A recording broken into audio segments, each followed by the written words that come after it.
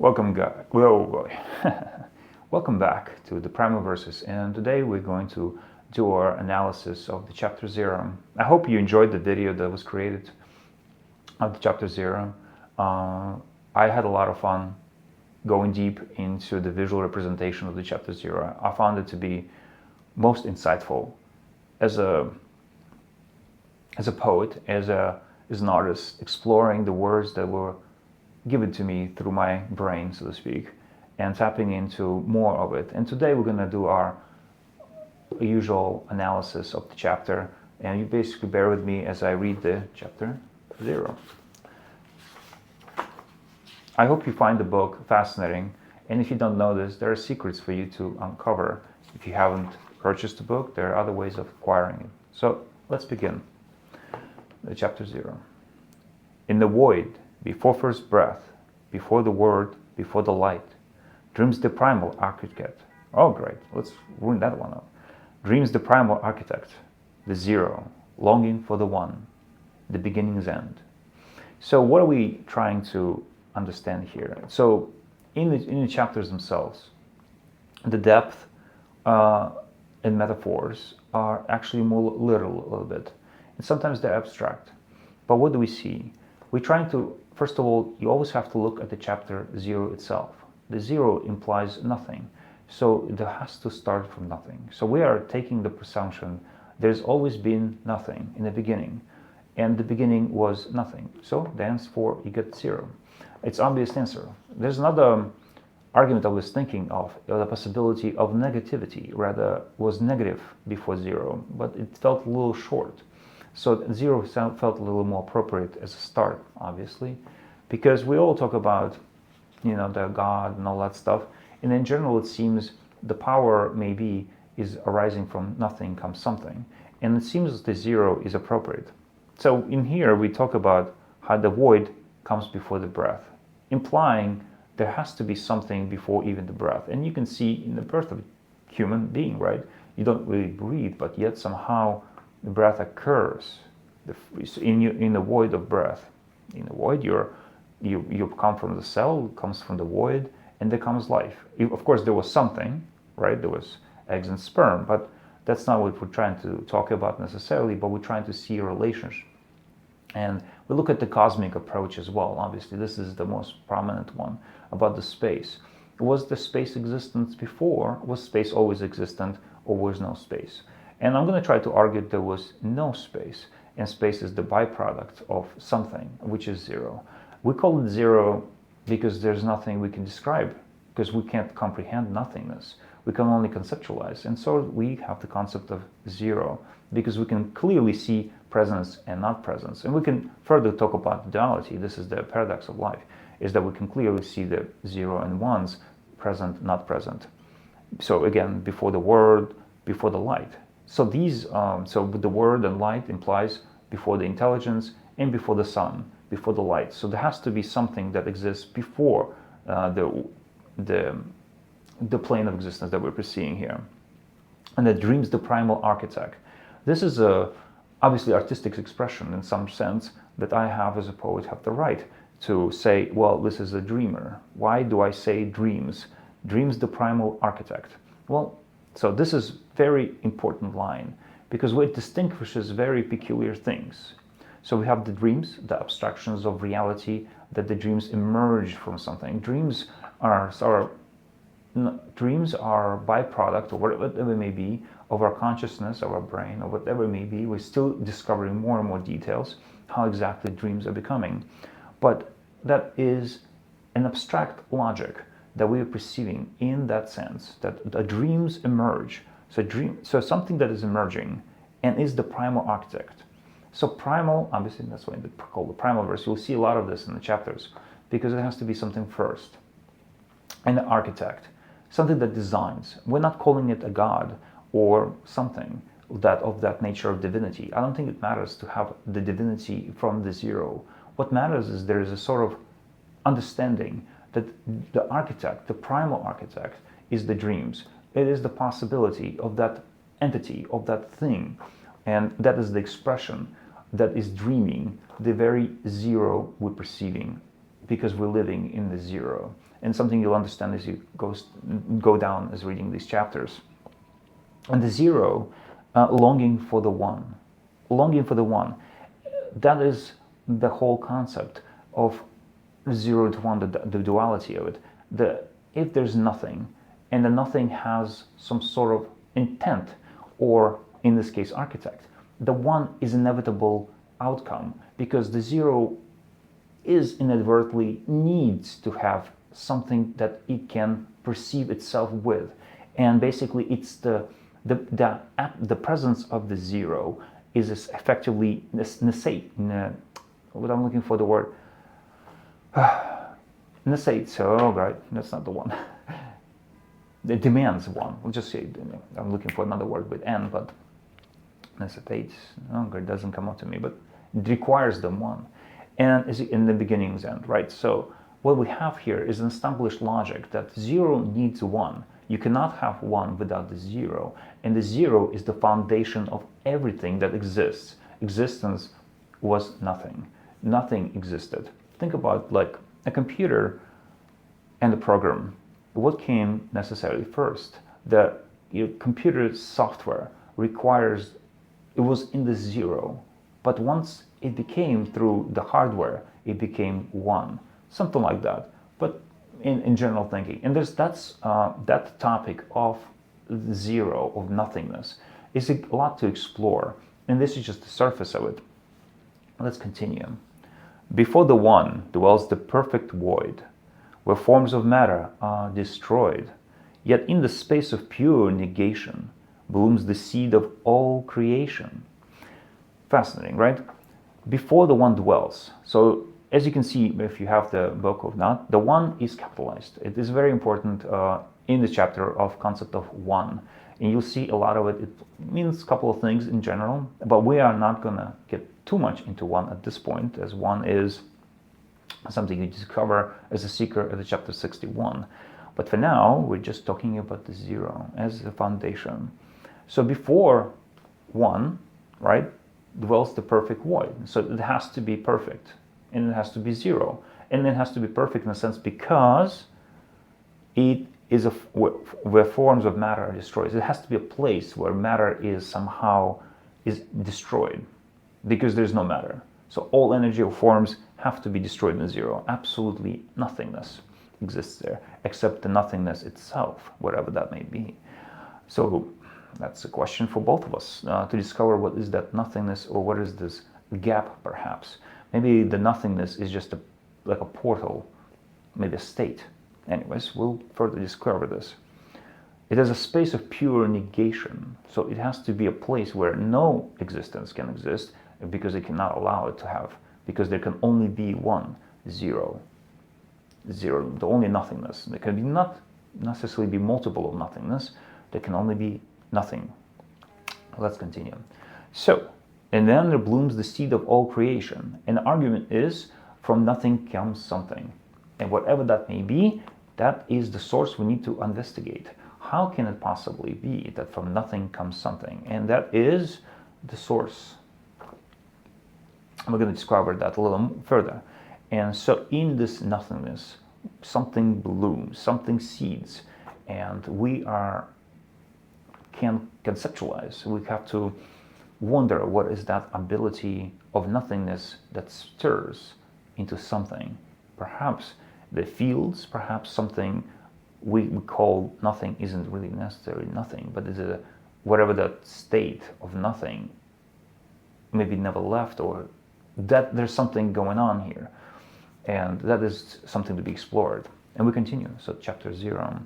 0 is the center of the wheel, the axis of all motion, the blank page where the poet sings, the space between what is and what I am.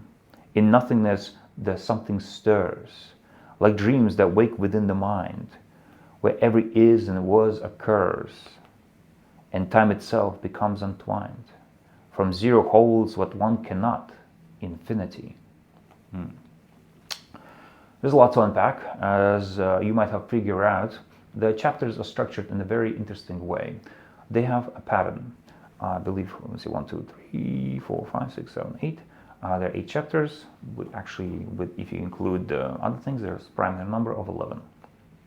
Anyways, in the main body, after the introduction, we just discussed 2 paragraphs, the stanzas, and the 3rd stanza is the main body. That is where we try to uncover as much as possible. As you can understand, the chapters, since it's chapter 0, I might have to introduce the chapters themselves are like a small summary of the topic. I cannot write too much and I cannot write too little, otherwise we won't be able to discuss the very chapter, the topic we're discussing. So we have to make it as quickly, as condensed as possible, but yet explore more. Now we go back. 0 is the center of the wheel. Now if you look at your algebra or geometry, remember, so the 0 is always in the center. Peculiar. So it logically dictates that the 0 is the center of the wheel. And the wheel, well, we kind of presume, it can be anything really, it doesn't have to be. The only choice of wheel is the motion that derives from 0 to 1, and so it becomes the wheel. The kind of axis of all motion, so it kind of, the logic dictates that the 0, the wheel, so there has to move. So 0 somehow enables the motion, effectively. Perhaps we're talking about esoterical concepts here, but in general, what I'm perceiving here as a thinking mind, basically, that the 0 of nothingness has the power to create motion, axis of all motion. Well, it could be a black hole if you prefer, but black hole is not 0.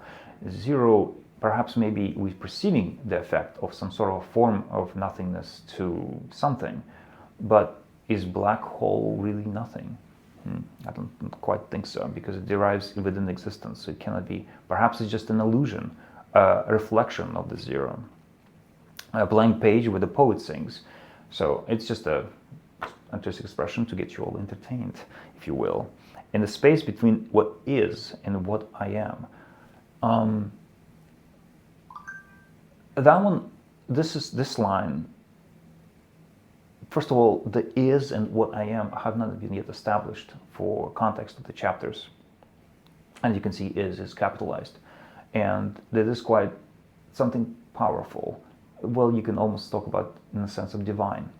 And I am the ego, and that is a space between is, because so the 0 is evolving as we read this concept. We are unraveling, or trying to at least describe what the 0 is. And we are perceiving that the is of 0 and I, meaning the conscious mind, or whatever that may be.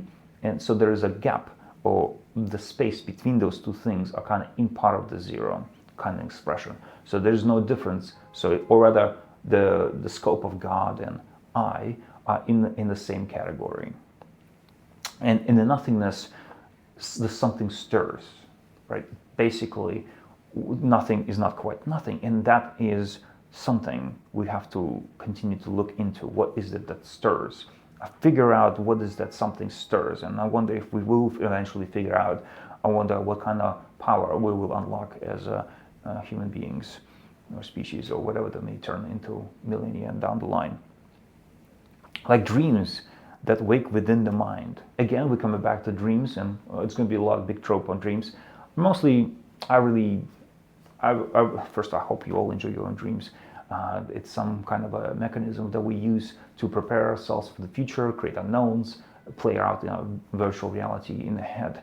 And so it's kind of like, again, a byproduct. It's like a phantom, if you will.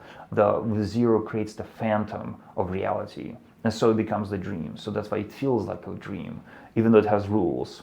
And because it's a static, a dream, right? A dream that's being formed out of the nothingness, where every is and was occurs. We're talking about time now, that basically within the nothingness, nothing has infinity effectively, which will go to the point. So time concept does not apply to nothingness. It's always present in all times, and whatever may dimensions be, because we haven't even covered that.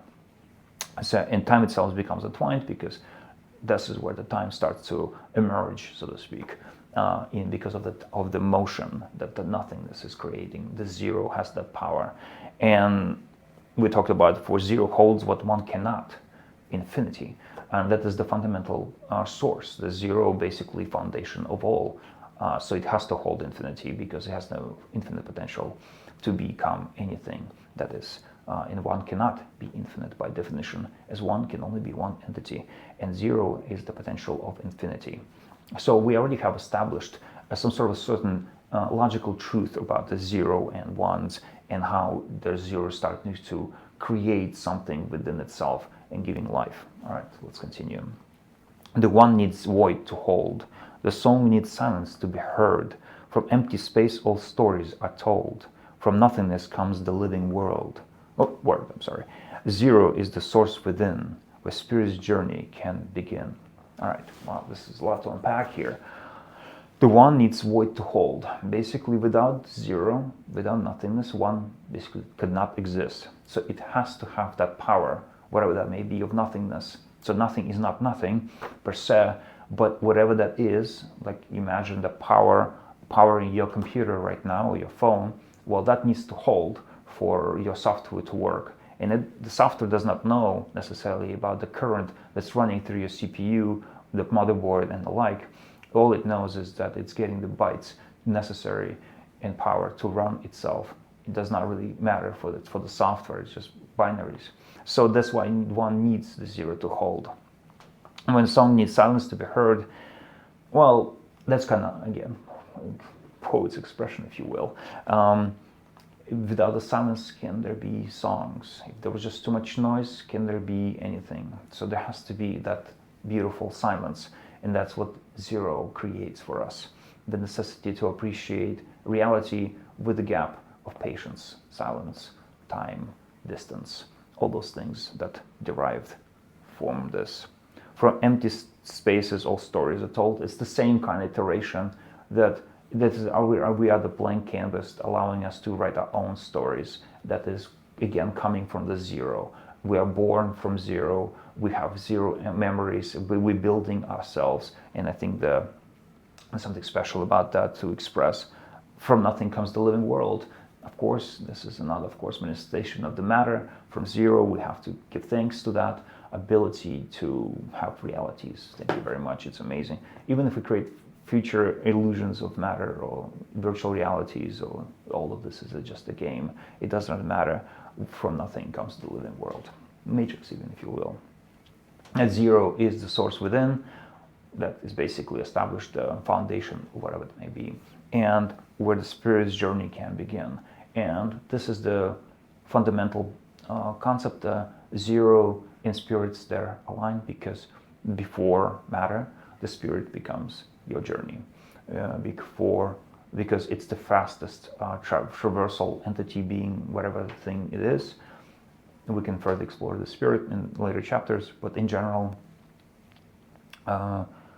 it gives divinity, sacredness to the zeros and the material world that creating out of it, meaning this is our spiritual journey, and our life is a journey, basically, and we are the spirit, and that's why we're exploring it. What zero holds, one must embrace. To know oneself requires many, as God needs souls to know its grace. So trillions of selves help the self to find. Through many, the one is defined. So now we're going to a very peculiar concept that perhaps you may understood, but we will talk about a little further. What zero holds, one must embrace.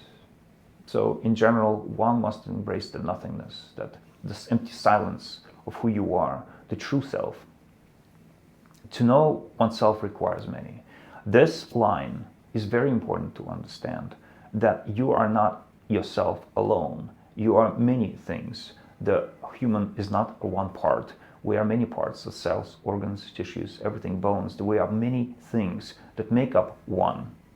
And just like that, in the concept of that unrealization, that you cannot have one, that one requires many.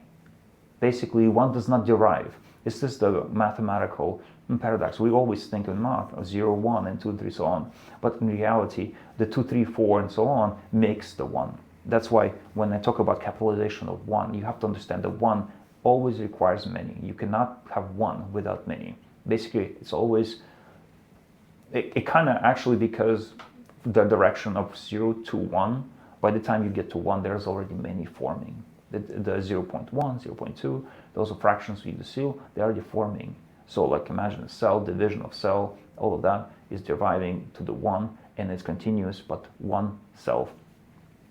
And then just, so as God needs souls to know its grace, and this is obviously a little bit of artistic expression, but God is also one, because we talk about God, right? It could be gods, doesn't matter. Even the gods, they're still plural, but they're still entity of one, doesn't matter. They still require many to know its grace. God, without grace, without us, is pointless.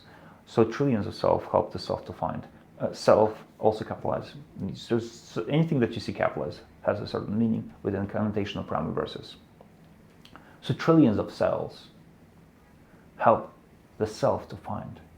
Your self, your one, who you are, can only be derived by having many things. Without the many things, you are not one. You're basically either in transition to become one, or you're nothing. No, or you're spirit, you become spirit, or fading away, coming back to whatever the thing you came from. The point is, and then through many, the one is defined. That is extremely important to understand, that we are, as beings, as spiritual, whatever it may be, we are one defined through many. These abstract words, but they have meaning behind them, as you may understand. You are not able to process well if you're not hearing well, or your sights are destroyed, you can't eat well, your organs are failing. You who you are need the many, and that is the relationship that you must always keep in your mind, that you cannot exist, you cannot neglect the many. You have to communicate, you have to respect the many, and that because they are building who you are. And if the many are good, so will you be. Let's continue. The poet knows this ancient art. From silence every word is born. As zero sleeps makes one awaken, and the binary world begins to turn. Obviously, we're still transitioning through this time of exploring. The poet knows this ancient art. It's basically the idea, the blank page, and here my words must come to me. Wherever they come from, they are materialized through my mind, through my intent and focus on creating. And they're just manifesting words, letters, thoughts, they're just vibrations into my mind. And that is the ancient art, to think, to process. That from silence every word is born.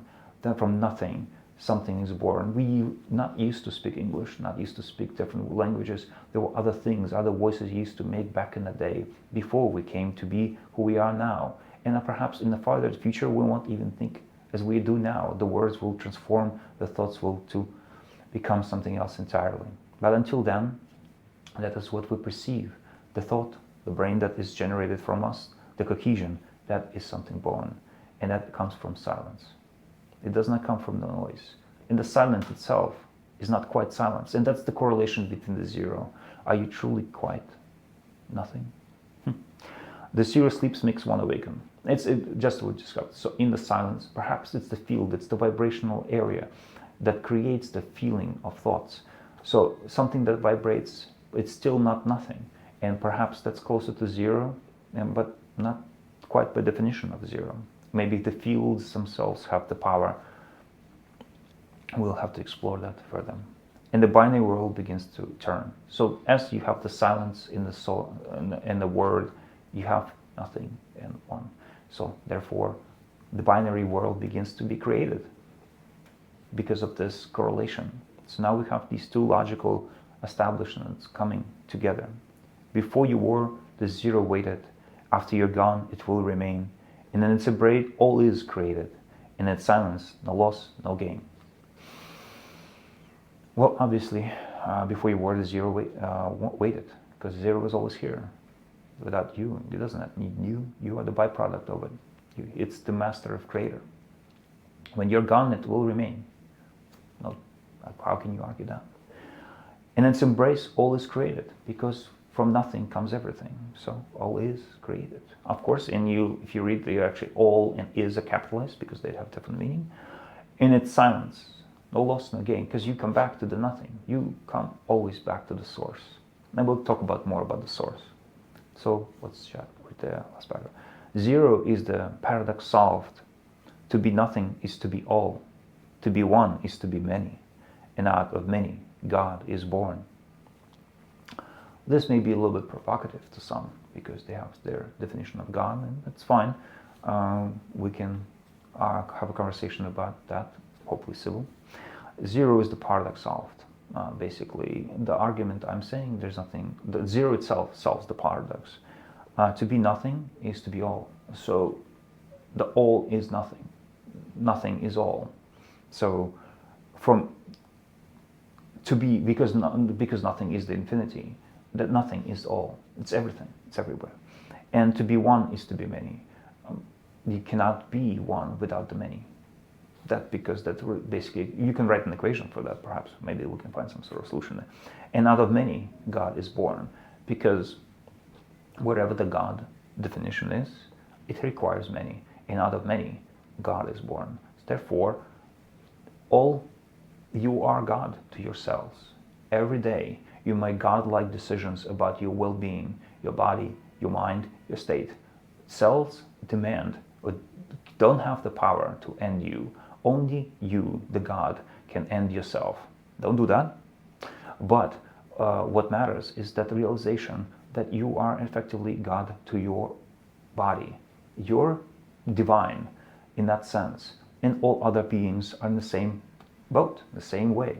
And so that concept applies to everything else.